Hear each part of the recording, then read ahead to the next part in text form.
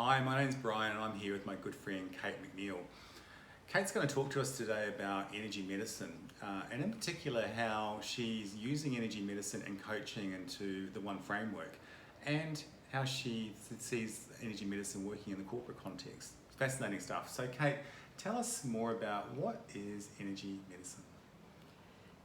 Energy medicine, Brian, is an umbrella term that describes a lot of different modalities that have a fundamental basis that our mind and our body are intimately connected, and that the nature of our thinking, our environment, our relationships with people, all those things affect our health. And when we need to look at treating people with illnesses and injuries, we need to understand those linkages. In the olden days, it was part of nature, it was part of how we understood the seasons and the cycles, but we've lost a lot of connection with that just through modern society.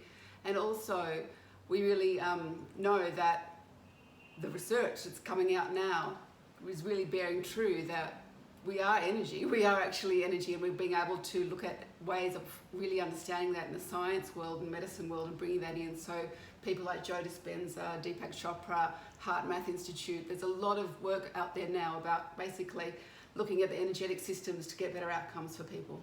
Yeah, really interesting how it is becoming more well known. So I think though, back when you first started with energy medicine, it wasn't so well known.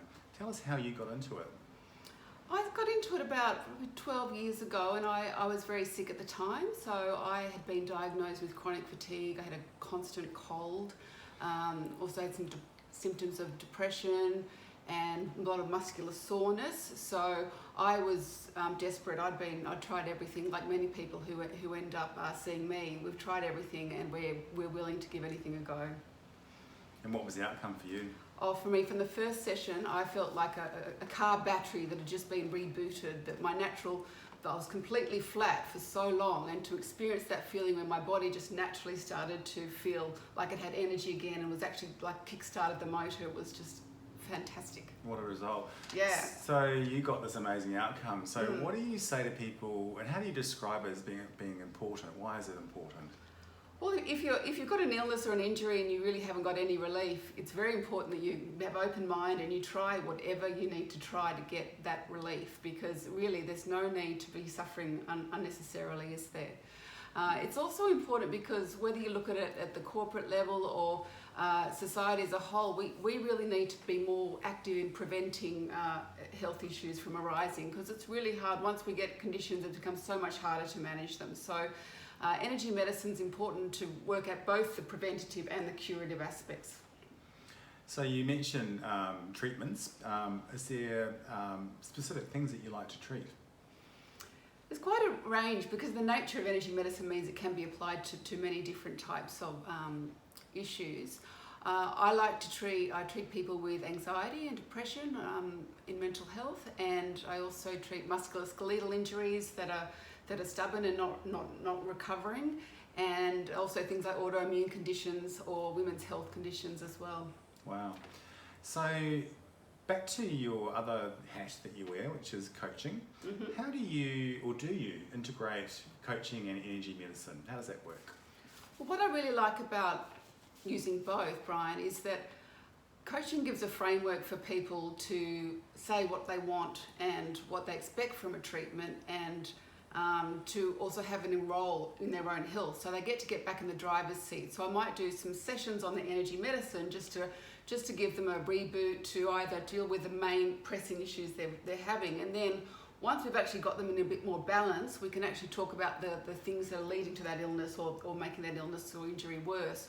And you can give people homework, depends on how much they want to be engaged, and they can really get such huge results because you're combining the best of West and East as well. You're combining the best of all the frameworks that are out there through a flexible coaching approach. It's amazing. It sounds like the missing piece of coaching, perhaps. Absolutely. So bringing that all together, how do people respond that work with you? Oh, look, they just feel fantastic. It's very, very relaxing, the treatments.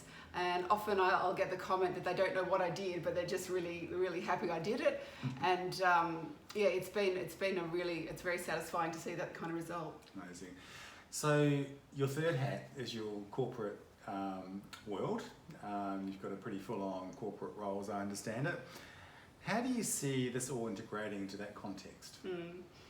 It's a funny question, Brian, because I wear different hats, but to me it's all the same. But with organisations, it's about really going in and understanding what's going on in that organisation. So you can have, it's obviously very different for frontline staff that might be in acute stress situations all the time, and how do you support them?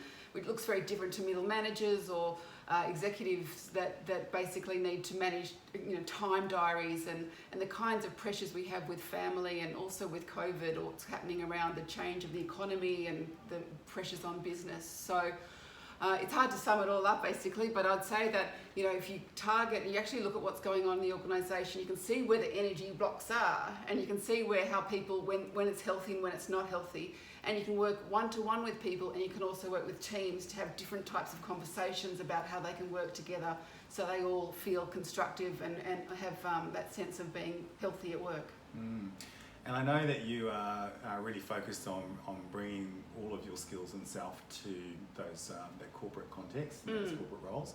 But how do you deal with the skeptics in those environments? Oh, look, I welcome the skeptics. I understand that there's a lot of reasons to be skeptical. There's the pseudoscience and all the information out there. It's hard to know what's true and what's credible. There's also a certain image that goes with energy medicine that's the new age and a bit kind of fluffy and lightweight. And really, the most important thing is that people come with an open mind and just give it a go. And if they want to have a conversation about they don't understand it or need more information, then we can explain it in whatever way that will work for them, to give them that comfort and reassurance that what they're doing is the right thing for them. And I suppose the best outcome for a skeptic is a great result. Absolutely, you can't argue with that.